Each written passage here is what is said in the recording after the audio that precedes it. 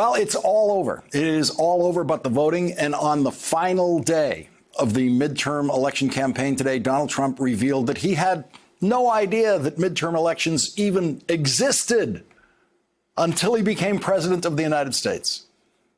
The midterm elections used to be like boring, didn't they? Do you even remember what they were? People say midterms, they say, what is that? What is it, right? Now it's like the hottest thing. Midterms. What is that? So apparently in the Trump family, if anyone overheard someone saying the phrase midterm elections, Trump would say, what is that? Donald Trump's ignorance of the process has given experienced Republicans even more to fear tomorrow. Politico reports that House Speaker Paul Ryan got President Donald Trump on the phone Sunday for one final plea on behalf of anxious Republicans. Please, please talk up the booming economy in the final hours before Election Day. But Donald Trump has not done that. Instead, Donald Trump has talked about the things that get the biggest cheers from his true believers on the campaign trail: hatred and fear. Some analysts make the mistake of using the word strategy when talking about what comes out of Donald Trump's mouth. Strategy actually requires cognitive processes that the president does not possess. And so he always says whatever occurs to him in the moment he is speaking. And when he is questioned about things that he says and does, his replies are rarely better than a petulant 4-year-old. Today, a reporter asked the president about a campaign ad launched by Republicans that is so racist, don't take my word for it, so racist that even Fox News, yes, Fox News refused to run that ad. The ad is an hysterical, hateful attack on people who have been slowly and harmlessly walking north through Mexico. The question to the president was, a lot of folks have said that ad was offensive. Why did you like that ad? What were you trying to say? And the president of the United States said, well, a lot of things are offensive. The president did not deny that his ad is offensive. Not a bit. He embraced the offensiveness of the ad and defended the offensiveness of the ad by saying, a lot of things are offensive. That is exactly the way the country feels about Donald Trump. A lot of things about him are offensive. The final NBC News Wall Street Journal poll of the campaign shows that 54% of voters say the country is on the wrong track. Only 38% of voters say the United States is on the right track. And the wrong track that the country is on is the Trump track, the offensive track. That is the daily history of the Trump presidency. And tomorrow is the day America will have its first chance to change that track. That final NBC poll shows that Democrats hold a 7-point national advantage over Republicans. 50% prefer a Democratic-controlled Congress. 43% want Republicans to stay in charge. So who's going to win tomorrow night? The polls seem to be telling us that the Democrats have a better chance of winning the House of Representatives tomorrow night than the Republicans do, but they still, both parties have a chance. And the polls seem to be telling us that the Republicans have a better chance than the Democrats do of winning the Senate, but both parties still have a chance. And so the truth is, we're not going to know what happens tomorrow night until it happens tomorrow night. Can you wait? Can you wait the 24 hours? We will proceed with this program's final hour of discussion before the votes are cast with the Goldman principle as our starting point. William Goldman is the 2-time Oscar-winning screenwriter for Butch Cassidy and the Sundance Kid and All the President's Men. And in 1983, William Goldman published What Remains, the single best volume ever written about show business and how it works, Adventures in the Screen Trade. The most profound line of William Goldman's book is also the most memorable. Nobody knows anything. You don't have to be in show business very long before you realize how true that statement actually is. Nobody knows anything. Here is the full context, the full statement of the Goldman principle by William Goldman. Nobody knows anything Not one person in the entire motion picture field knows for certainty what's going to work. Every time out, it's a guess. And if you're lucky, an educated one. And so we will now proceed to our educated guesses of what we will be seeing 24 hours from now when the votes are being counted. And leading us off tonight, Maria Teresa Kumar, President and CEO of Voto Latino and an MSNBC contributor; Michael Steele, the former chairman of the Republican National Committee and an MSNBC political analyst; Jennifer Palmieri, former White House communications director for President Obama and a former communications director for the Hillary Clinton campaign. And Jennifer, let's start with you. We know what the polls are indicating based on everything you're seeing. Where do you think we will be 24 hours from now?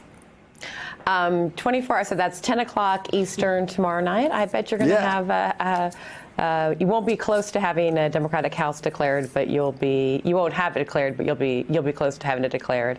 And I suspect you'll have a Democratic governor in the states of Florida and Georgia at that point. Michael Steele, we had the Washington Republicans in the person of Paul Ryan calling the president saying, please, could you please mention the economy? Yes. It's the one thing where our numbers look pretty good, but the president doesn't have any fun apparently mentioning the economy. No, of course not. 3.1% unemployment and wages going up and all that good stuff. Why talk about that when you can talk about scaring people and really pushing the party and its leadership to the brink of a complete collapse tomorrow? And that's not an exaggeration. The internal polling that a number of Republican organizations and campaigns are seeing, they're nervous. This is why the speaker made the phone call on Sunday. He doesn't make that phone call out of the blue, Lawrence, as you know, having worked on the Hill. You know, when a call like that goes from the Capitol to the White House, there's something afoot, as they say. And Maria Teresa, economic statistics look very good. They look as good as the comparable period in the Trump presidency, the last 21 months of the the Obama presidency, the last 21 months of the Obama presidency. They're very, very good numbers. President doesn't talk about them much.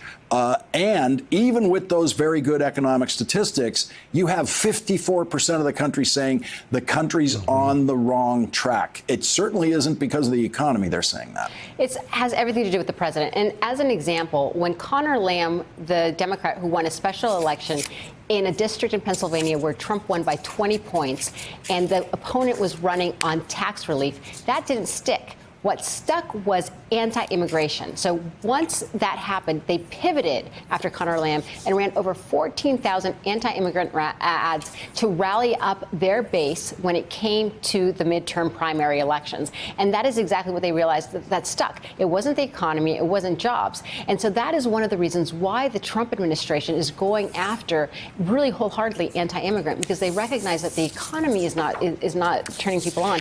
It's this idea of fear. That is all they have to offer. And unfortunately, it's making people not only uncomfortable, but it's also making some communities under fire incredibly insecure. And that is the challenge that right now I think the Republicans are going to have a hard, really time reconciling, regardless of what happens tomorrow night with the rest of the country.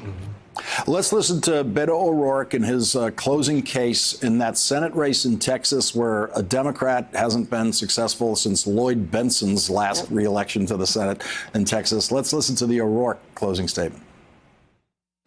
We have decided as a campaign that we will organize not against someone else, not against another political party, not against anything. We are organized for one another, for this great country, for a future that includes every single one of us, making sure that we can all live to our full potential. Jennifer, the O'Rourke campaign is now the dictionary definition of positive campaigning. Yeah, and it's. I mean, I wish he can pull it out. I have been. If you check my Twitter feed, I've been predicting for close to a year that he will win Texas, because you did see such a new style of campaigning, not just that it's positive, but that he sort of threw out the playbook about where Democrats are supposed to go in Texas and went to every single county, and was very ground up in his strategy. And I think that has served him. For many months, it didn't look like that he was getting any traction, and eventually that kind of enthusiasm gets reflected in the voters that you talk to and kicks in that way. And I hope he's able to get over that finish line. It's a really, really difficult state. Let's listen to Democrat Stacey Abrams today in her final day of campaigning for governor in Georgia. Let's be clear. I don't want anyone to vote for me because I'm black. And no one on the ballot needs to vote because we're women. And I don't even want you to vote for us just because we're Democrats. You need to vote for us because we're better. She's great. Michael Steele, your reaction to that? It's a good message, Lawrence. It's a positive message, but it's Georgia.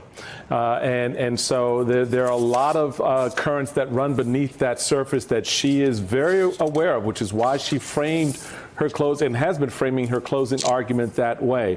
Don't do this because I'm black, because she knows there are a lot of people who are going to play that in a way that they may wink and nod about her ascendancy to the governorship. Don't do it because I'm a woman. Same reason.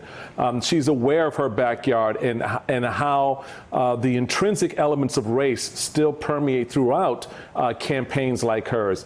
So her final argument is none of that matters. What matters is I'm good. I'm good. I'm good for the people of Georgia. I'm good for this community.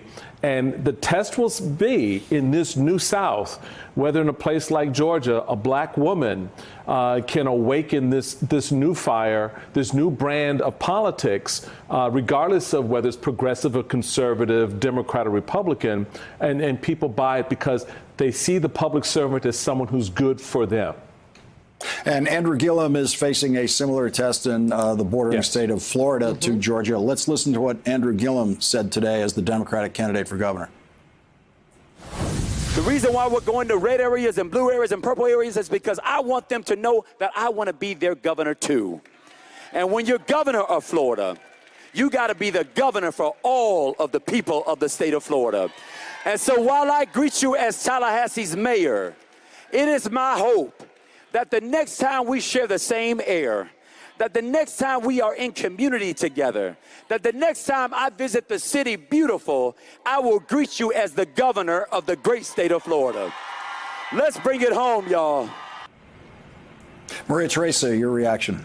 What is interesting about Andrew, what is amazing also about the other two candidates, whether it's Beto, whether it's Stacey Abrams, is that they have basically identified their base saying, yes, you are coming along with me, but I'm going to be the governor, the senator for everyone. And that is what Donald Trump has failed to do as president. He is continuing to campaign as if he's only talking to the base and has failed to unify the American people. But what these three candidates have demonstrated is what the American people are craving for, this idea of unity, that yes, I may be different, I may not agree with you on all policy issues, but you're representing me at the best of our ability. And that is what the American people are looking for. When I look at Texas, I have to say, Voto Latino has been in Texas since 2010. People were saying that they were wasting our time.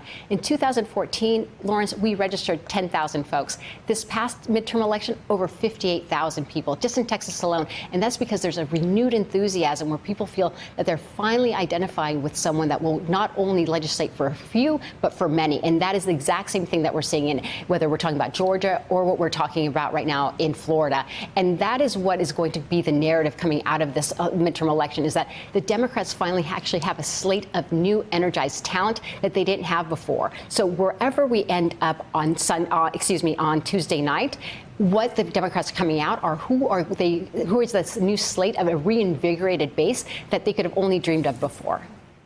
Let's listen to President Obama's closing case today.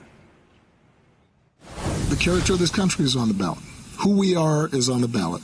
What kind of politics we expect is on the ballot. How we conduct ourselves in public life is on the ballot.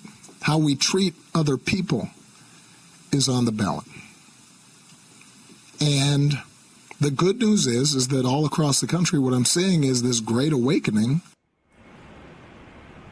Jennifer, he's campaigning as if the name Obama is on the ballot. But it's what I see if you compare the two presidents, if you compare Obama and Trump, Obama's taken it to a very high concept of the kind of country that we want to be, and Trump has zeroed in on the most divisive issue he can find to divide us and to scare us. And with immigration, it's interesting. You talked about this in your opening. Trump seems to be having some regrets about how he's engaged in the midterms. I guess it was news to him that they existed. And apparently, and he handled it in a very different way than most presidents, which is they kind of go in tepidly, understanding that they can do a lot of damage. Midterms are hard traditionally for presidents, and that they might not be that popular. They're going to stay away from places and be careful about the issues that they raise. And instead, he decided, I'm going all in, and I'm going to focus on an issue that excites my base and turns off everyone else. And what I've heard a lot from pollsters that are working on these races is that, yes, it is motivating Trump's base, but it is really turning off independent voters and the maybe softer Republicans that are uneasy about the way the president approaches these issues. And it's hurting him, and I think that's what you saw. That's why Paul Ryan wanted to, not just make the call down to the White House to ask the president to talk about the economy, but make sure all of us know that he made that call to the White House telling the president to talk about the economy. So when they lose big, people will know that they should blame the White House and not the former speaker's office. All right, we have Jennifer's prediction for a Democratic win tomorrow for the House and parenthetically a Beto O'Rourke win. Michael Steele, can't let you go without your educated guess about what we will see tomorrow night. Democrats, 27 to 35 seat majority. The Senate held by Republicans by 1, maybe 2. Maria Teresa, your educated guess. My educated guess is that polls suppress the vote, so don't take anything for granted. Keep your head down and go vote tomorrow. And that is my educated guess. Thank you very much, Maria Teresa Kumar, Jennifer Palmieri, Michael Steele. Thank you all for joining us tonight. Really appreciate it. Thanks for checking out our YouTube channel. Subscribe by clicking on the button below for more from The Last Word and the rest of MSNBC.